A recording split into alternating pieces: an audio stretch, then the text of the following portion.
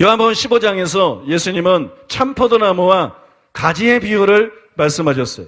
가지의 임무는 열매를 맺는 겁니다. 잎사귀가 아무리 청청하고 꽃을 아름답게 피워도 포도나무 가지가 열매를 맺지 못하면 가치가 없는 거예요.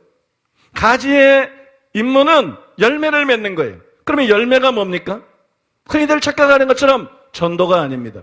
전도는 중요하지만 여기서 열매는 전도가 아니라 사랑을 말하는 것이, 문맥을 보면 우리가 서로 사랑하는 것을 의미하는 것이, 신자가 해야 될 일이 뭐냐? 사랑하는 일입니다. 그게 지금 한국 교회가 잘못되어 있는 거예요. 목사가 해야 될 일은 사랑하는 일이에요. 교회가 해야 될 일은 사랑하는 일이에요. 교단이 해야 될 일은 사랑하는 일이에요. 그런데 거짓말로 매도하고 죽이는 목사는 아무도 안 건드려. 그죠? 우리 교회에 대해서 거짓말을 전문적으로 지어내서 퍼뜨리는 목사들을 어느 교단도 심판하지 않습니다. 어느 목사도 뭐라 그러지 않아요. 거기같이 부하내동에서 죽여요. 거짓말하고 매도하고 죽이고 박해합니다. 이건 정상적인 기독교가 아닙니다. 이건 진짜 기독교가 아닙니다, 여러분.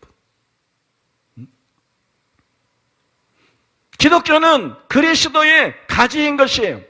목사도 신자도 그리스도의 가지입니다. 참포도나무의 가지로서 우리의 가장 중요한 의무는 사랑하는 것입니다. 사랑하는 거. 믿습니까? 사랑하는 거예요. 여러분, 우리의 의무는 사랑하는 것이라는 거예요. 예수님의 참포도나무의 가지, 그 예수님이 누구예요? 하나님이시잖아요. 하나님이 어떤 분이에요? 사랑이시잖아요. 하나님은 사랑이십니다. 그래서 그 가지가 열매를 맺습니다. 사랑이신 예수님의 진액을 받아들여서 그 사랑을 받고 그 희생을 통해서 또 그의 영을 받아서 열매를 맺습니다. 그건 바로 사랑이에요. 교회의 사명은 사랑하는 것입니다. 부흥하는 것, 성장하는 게 아닙니다. 단순히 가르치는 게 아닙니다. 단순히 은사사역하는 게 아닙니다. 교회의 사명은 사랑하는 것입니다. 목사의 의무는 사랑하는 것입니다. 성도들의 의무는 사랑하는 것입니다. 사랑의 열매를 맺는 것입니다. 다른 것에 다 성공하고 계셔도 이 일에 실패하면 아무것도 아닌 것이에요. 에베소 교회가 보여주는 것처럼 말씀이 충만하고 은사가 충만하고 봉사하고 헌신하고 여러 가지 다 해도 사랑이 잃어버리면 아무 소용이 없는 것입니다. 여러분, 우리의 의무는 사랑하는 거예요. 우리는 잎사귀만 무성했던 무화과나무처럼 하면 안 됩니다. 무화과나무처럼 되면 안 됩니다. 중요한 것은 포도나무냐 무화과나무냐 이게 아니에요. 중요한 것은 열매입니다.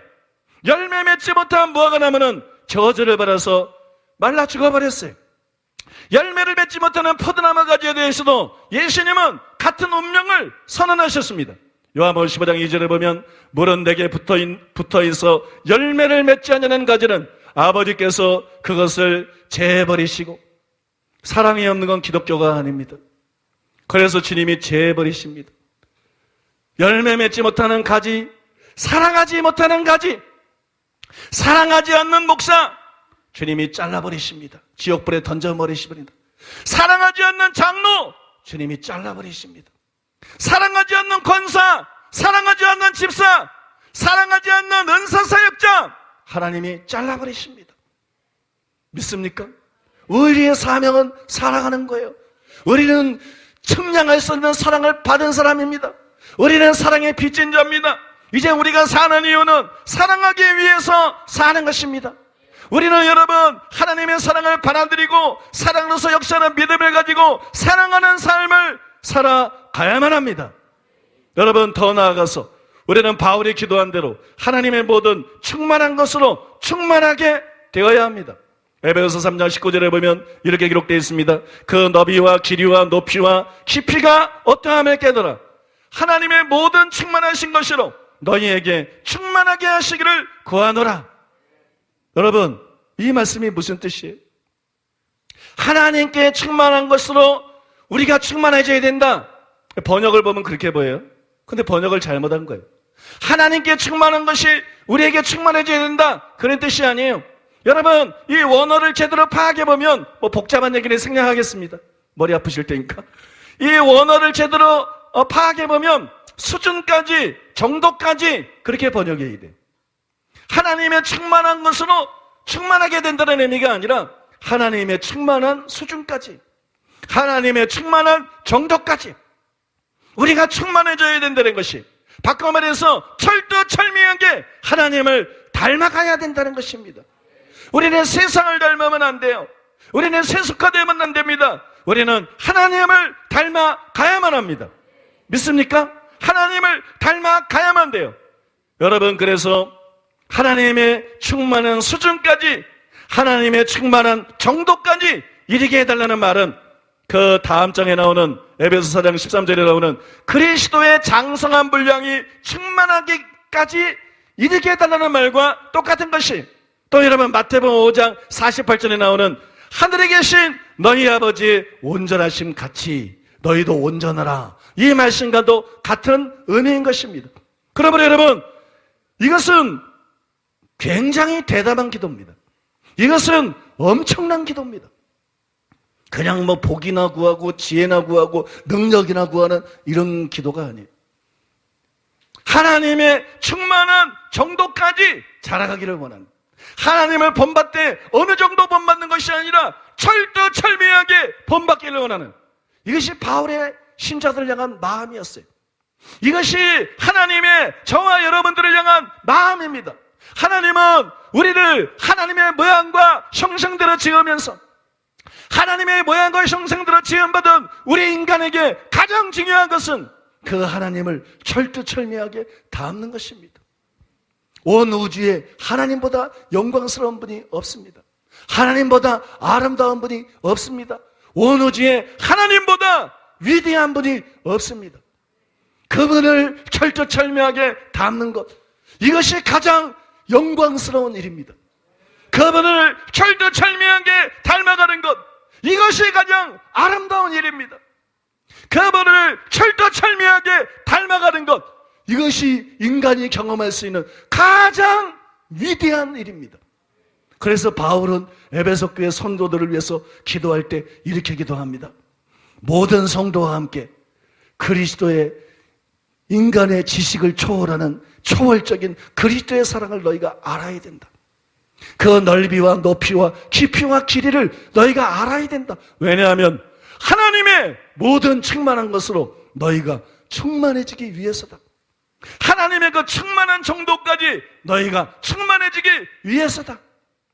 내가 거룩하니 너희도 거룩하라 말씀하신 하나님, 내가 너희를 사랑한 것처럼 너희도 사랑하라고 말씀하신 하나님, 하늘에 계신 너희 아버지의 온전하신 같이 너희도 온전한 자가 되라고 말씀하신 하나님.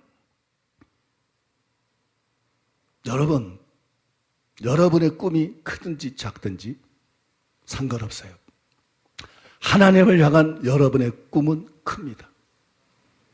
저를 향한, 여러분을 향한, 여러분 목사가 아니라도 상관없어요. 사도가 아니라도 사역자 아니라도 상관없어요. 이건 그거하고 아무 관계가 없는 문제예요. 여러분 개개인을 향한 하나님의 꿈은 큽니다. 더 이상 클 수 없을 정도로 큽니다. 큰 교회를 세우는 게 아니에요. 큰 사역을 하는 게 아니에요. 큰 부자가 되고 유명인사가 되는 게 아니에요. 여러분 개개인을 향한 하나님의 꿈은 여러분이 하나님같이 되는 것입니다. 하나님같이 되는 것입니다. 이것이 우리를 향한 하나님의 계획이에요. 이것이 우리의 삶의 목표가 되어야 되는 거예요. 우리는 얼마나 어두운 눈을 가지고 있습니까? 우리는 얼마나 헛된 것들을 바라보고 있습니까? 우리는 얼마나 좌우로 두리번거리며 살피고 있습니까? 여러분, 우리가 정말 원하는 것이 이것입니까? 저를 포함해서 정말 우리가 사는 목적이 이것입니까? 우리가 사는 이유가 이것입니까? 적당히라는 말이 없습니다. 하나님을 우리에게 대한 사랑은 넓이와 높이와 깊이와 길이를 헤아릴 수 없이 크기 때문에 하나님은 우리가 적당히 은혜 받고 적당히 변화되고 천국에서 적당히 큰 자가 된 데서 만족하지 못하십니다. 하나님은 자신의 보좌에 우리를 함께 앉게 해주기를 원하십니다. 계시록의 라오디가 교회에게 이기는 자는 내 보좌에 함께 앉게 하여 주기를 말씀한 것처럼 하나님은 자신의 모든 것을 공유하기를 원하십니다. 하나님은 자신의 모든 것을 우리에게 쏟아붓기를 원하십니다. 우리가 주님처럼 거룩해지기를 원하십니다. 우리가 주님처럼 사랑하기를 원하십니다. 우리가 주님처럼 온전해지기를 원하십니다. 그래서 여러분, 천국에서 가장 영광스러운 사람들이 되기를 원하십니다. 천국에서 영원한 왕들이 되기를 원하십니다. 믿습니까, 여러분? 그것이 하나님이 저와 여러분을 향한 계획이에요.